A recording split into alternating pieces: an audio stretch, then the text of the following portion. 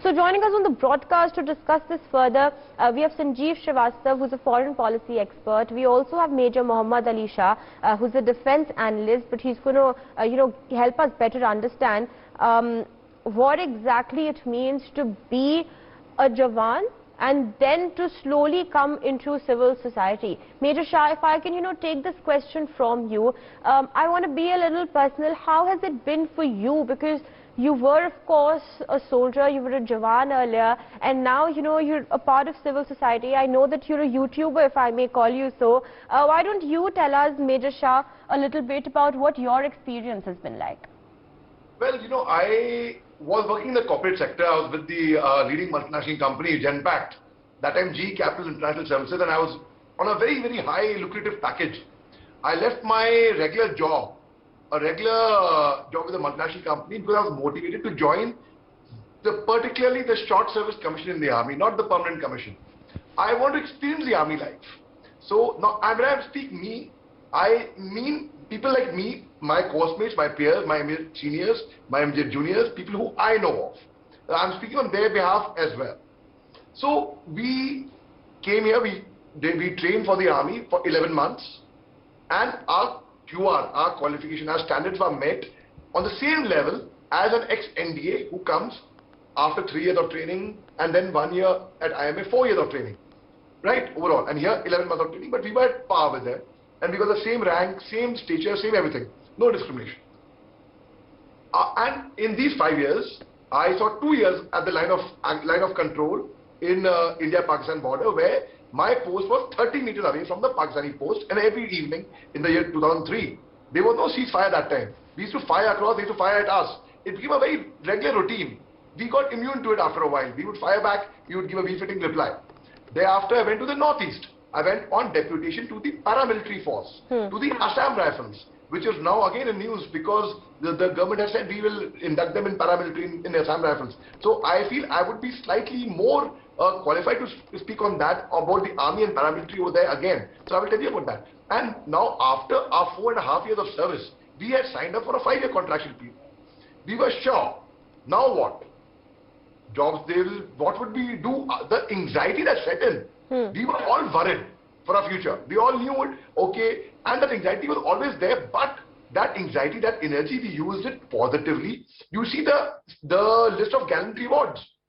Major D. Sri Ram Kumar, my own course mate, who we trained together, my buddy, he got an Ashok Chakra, which is the highest award for gallantry, in less than 4 years of service in Northeast. We were both at that time with the Assam Rifles. My instructor from academy who trained us, Paramveer Chakra, Sanjay Singh, that time rifleman Sanjay Singh, when he got the Paramveer Chakra, was 23 years old. So all these, Yogendra Singh Yadav, Honorary Captain Yogendra Singh Yadav, Paramveer Chakra in Kargil War, he got the Paramveer Chakra when he was 19 years old. So if you see an order of these people have all been very young. So when we talk about the national security, it is good for the national security because we are getting young blood inducted. We are getting young motivated guys. So we were motivated. Now came a time to leave the army, and anxiety set in. It was the year 2008. Recession was at the peak. There were no jobs available outside. But we were lucky. I got admission. Like me, I say many of us, 54 of us, of one batch, got lucky. We got admission at IIM Calcutta. Now that is a scheme which the army gives to either gallantry award winners or to people who have done exceedingly well in the service in those 5 years or more. So we studied management at the top premier business B school, and after that we were all placed 100%. Companies were not coming on campus, so there was anxiety. But then when we passed out, all 100% of us were placed with a minimum of 6-digit salary. Where we were worried till yesterday, will we even get a job, a basic job or not? Here we were placed with a 6-digit salary to start with, which meant now people are getting lucrative packages, but those are for officers. Now there is a different cadre as Jawans, for which this scheme is happening. Now officer and Jawan, there is a difference. Yeah. So Jawans are basically, officers would be more or less either a graduate. A Jawan would be a 12th pass, more or less, from a village.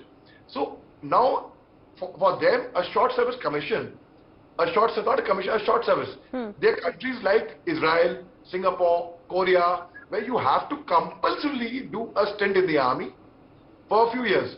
See, if you do law, you take 5 years, you do engineering 4 years, you do medicine 4 years, you do BDS 4 years. So and let me tell you, even there's so many qualified engineers who are jobless today. They are unemployed. Poor thing. They are so well qualified, but they have no jobs. All right. Major Shah, I'm given to understand that you also have had a short stint with the Mahindra Group after you left the armed forces. I'm running out of time, Major Shah, so I'm going to have to request you to keep it short. But why don't you tell us a little bit about, working with the Mahindras? Pariti, firstly, I commend your research. You have your facts absolutely right. And yes, I did work with Mahindras. Mahindras inducted me immediately after the army. I worked in another corporate company for 4 years, and I worked with Mahindras about a year, and I had a very good experience. This Anand Mahindra, in fact, is a super senior from my school, Lawrence School, Lovedale, and they treat the army personnel with a lot of respect. They are the full formation of the army. These are Mahindra defense systems.